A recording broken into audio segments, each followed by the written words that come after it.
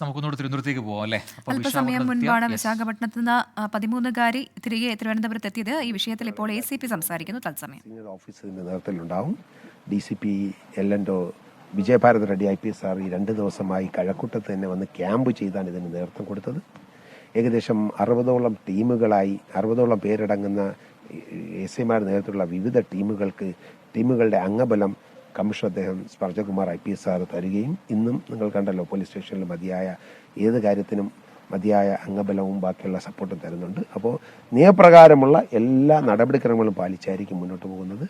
ഈ അവസരത്തിൽ ഈ കുട്ടിയെ കണ്ടുകിട്ടുന്നതിനായി സഹകരിച്ച മീഡിയ പ്രവർത്തകരോടും സോഷ്യൽ മീഡിയയിൽ ഇത് ഷെയർ ചെയ്യും മറ്റുള്ള ചെയ്ത ആൾക്കാരോടും പൊതുവേ CWCയുടെ ഭാഗത്തുനിന്നുള്ള സഹകരണത്തിനും ഞങ്ങൾ അവിടെ ചെന്നപ്പോഴത്തേക്കും വളരെയധികം പ്രയാസങ്ങളില്ല ബുദ്ധിമുട്ടുകളില്ലാതെ അവിടെ CWC കുട്ടികളെ ഞങ്ങൾ ഏൽപ്പിക്കുന്നതിന് വേണ്ടി സഹായിച്ച കേരള CWC മാഡത്തിനും പ്രത്യേകം നന്ദി പറയുന്നു.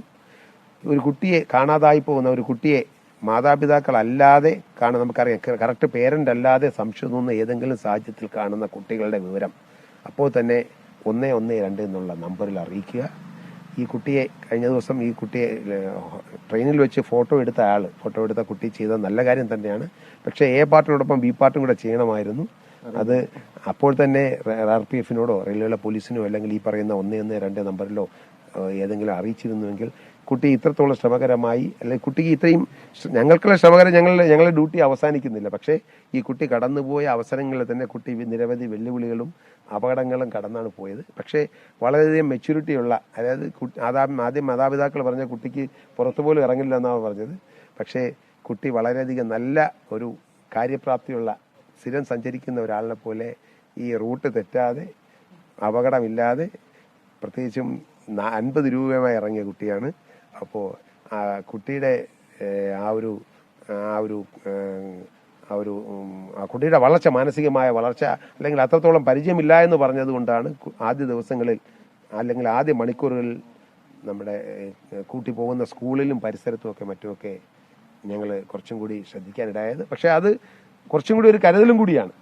നമ്മുടെ നാട്ടിൽ വെച്ച് നമ്മുടെ സാഹചര്യങ്ങളിൽ വെച്ച് കുട്ടിക്ക് യാതൊരുവിധ ബുദ്ധിമുട്ടും പ്രയാസങ്ങളും ഉണ്ടാവരുമെന്നുള്ള നിർദ്ദേശപ്രകാരം നടത്തിയ അന്വേഷണമാണ്. ഈ അന്വേഷണവുമായി സഹകരിച്ച അല്ലെങ്കിൽ ഈ പോലീസിനെ ഈ കുട്ടിയെ കണ്ടെത്തുന്നതിലേക്ക് സഹായിച്ച എല്ലാവർക്കും ഈ മീഡിയ അകവഴിഞ്ഞ ഒരു സപ്പോർട്ട് തന്ന ഇതുവരെയും ഒരു നെഗറ്റീവായിട്ടുള്ള ഒരു വാർത്ത കുട്ടിയെ ഏകദേശം 36-37 മണിക്കൂർ കിട്ടിയപ്പോഴത്തേക്കും വളരെയധികം ദൂരെ നിന്നായിരുന്നാലും കുട്ടിയെ യാതൊരു അപകടവുമില്ലാതെ ചെയർപേഴ്സൺ പറഞ്ഞതുപോലെ ചെയർപേഴ്സൺ ഇപ്പോൾ സംസാരിച്ചു. കുട്ടി കേരള സാഹചര്യങ്ങളോട് വളരെയധികം ചോദിച്ചപ്പോൾ കേരളത്തിൽ തന്നെ നിൽക്കുന്നതിനാണ് താല്പര്യമെന്ന് പറഞ്ഞു. നാളെ CWCയുടെ സ്പെഷ്യൽ സിറ്റിംഗ് ഉണ്ടാവും. അതിൽ കുട്ടിയെയും കേട്ട് അമ്മയെയും കേട്ട് കുട്ടിക്ക് ആവശ്യമായ കൗൺസിലിങ്ങും ബാക്കിയുള്ള മെഡിക്കൽ കെയറും ബാക്കിയുള്ള സംരക്ഷണങ്ങളും കൊടുക്കാമെന്ന് CWC പറഞ്ഞിട്ടുണ്ട്.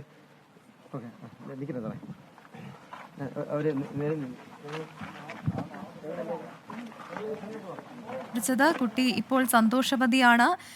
ഇപ്പോൾ കുട്ടി പറയുന്നത് കേരളത്തിൽ നിൽക്കണമെന്നാണ്. മുൻപ് അങ്ങനെ ആയിരുന്നില്ല, അസമിലേക്ക് തിരികെ പോകണമെന്നാണ് പറഞ്ഞിരുന്നത്. പക്ഷേ ഇപ്പോൾ കുട്ടി നിലപാട് മാറ്റിയിട്ടുണ്ട്. എന്തായാലും നാളെയാണ് CWCക്ക് മുന്നിൽ കുട്ടി കാര്യങ്ങൾ വ്യക്തമാക്കുക. മാത്രമല്ല കുട്ടിയുമായി സംസാരിച്ച കുട്ടിയുടെ കൃത്യമായ ആഗ്രഹം എന്താണെന്ന് ചോദിച്ചറിഞ്ഞ ശേഷമാകും ഇനിയൊരു തീരുമാനം അത് കൈക്കൊള്ളുക. മാതാപിതാക്കൾക്കൊപ്പം വിടണമോ അസമിലേക്ക് പോയി പഠിക്കണം എന്നാണ് മുൻപ് കുട്ടി പറഞ്ഞത്. അപ്പോൾ ആ തരത്തിൽ തീരുമാനിക്കണമോ എന്ന കാര്യമൊക്കെ നാളെ മാത്രമേ അറിയാൻ സാധിക്കുകയുള്ളൂ. നാളെ അവധിയാണ് എങ്കിൽ പോലും പ്രത്യേക സിറ്റിംഗ് നടത്തിയാണ് ഈ കുട്ടിയുടെ കാര്യങ്ങളിൽ ഒരു തീരുമാനം എടുക്കുക എന്നതാണ് ഏറ്റവും പ്രധാനപ്പെട്ട വിവരം.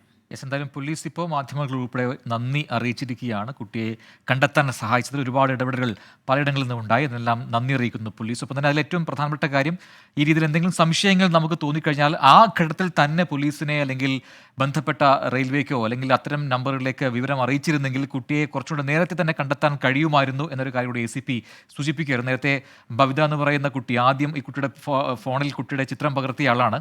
അവർ ചെയ്ത നല്ല കാര്യം തന്നെയാണ്. പക്ഷേ ആ സമയത്ത് തന്നെ ആരെങ്കിലും അറിയിക്കാൻ ശ്രമിച്ചിരുന്നെങ്കിൽ ആ സ്പോട്ടിൽ തന്നെ അറിയിക്കാൻ ശ്രമിച്ചിരുന്നെങ്കിൽ ആ കുട്ടിയെ നേരത്തെ തന്നെ കണ്ടെത്താൻ കഴിയുമായിരുന്നു എന്ന കാര്യം കൂടി ACP സൂചിപ്പിക്കുകയായിരുന്നു. ഇനി ഇത്തരം സംഭവങ്ങൾ ഉണ്ടാകാതിരിക്കട്ടെ. പക്ഷേ എപ്പോഴെങ്കിലും അങ്ങനെ ഒരു സാഹചര്യം വന്നു കഴിഞ്ഞാൽ ചെയ്യേണ്ട കാര്യങ്ങളാണ് ഇപ്പോൾ പോലീസ് കൂടി വ്യക്തമാക്കിയിരിക്കുന്നത്.